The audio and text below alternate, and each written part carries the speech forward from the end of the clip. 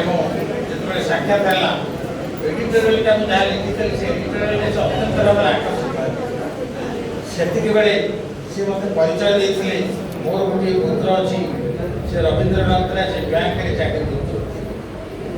ମୁଁ କିନ୍ତୁ ତାଙ୍କ ସହିତ ମୁଁ ଜାଣିନଥିଲି। ତାଙ୍କ ପିତାଙ୍କ ସହିତ ମୋର ଏଭଳି ସମ୍ପର୍କ, ଦୀର୍ଘ 6 ବର୍ଷ ଆମେ ଏକାଠି ବୁଲିଛୁ। ସବୁଦିନ 3ଟା ବେଳକୁ ମୁଁ ଯାଇ ପହଞ୍ଚିବି ମୋ ସ୍କୁଟର ନେଇ, ତାଙ୍କ ଘର ପାଖରେ ମୋର ସ୍କୁଟର ରହିବ, ବୁଦ୍ଧନଗରରେ ସେ ରହୁଥିଲେ ଏବଂ ଆମେ ସେ ହୋଟେଲ ପୁଷ୍ପକଠୁ ଆରମ୍ଭ କରି ଯେତେ ଯୁଆଡ଼େ ଅଛି ସବୁଆଡ଼େ ବୁଲିବୁ ଏବଂ ତାଙ୍କଠୁ କିଛି ବହୁତ କିଛି ଶିଖିବାର ମଧ୍ୟ ଥିଲା। ଏବଂ ବୁଲି ସାରିଲା ପରେ ଗୋଟାଏ ଜାଗାରେ ବସି ଚା ପିଇବୁ।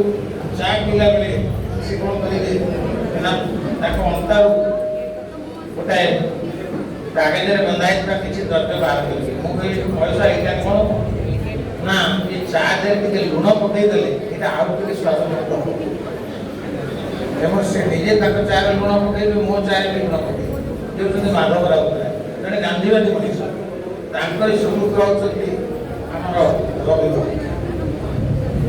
ଏବଂ ସେ ଯାହାଙ୍କ ପାଣି ଗ୍ରହଣ କରେ ଆମେ ସଚଳା ଭାବୁଛୁ, ଚଳ ଚଞ୍ଚଳା, ଖାଲି ସଚଳା ଚଳ ଚଞ୍ଚଳା। ଏବଂ ତାକୁ ଯେତେବେଳେ ସେ ଦେଖିଲେ ଇଏ ତାକୁ ଆକର୍ଷିତ କଲେ।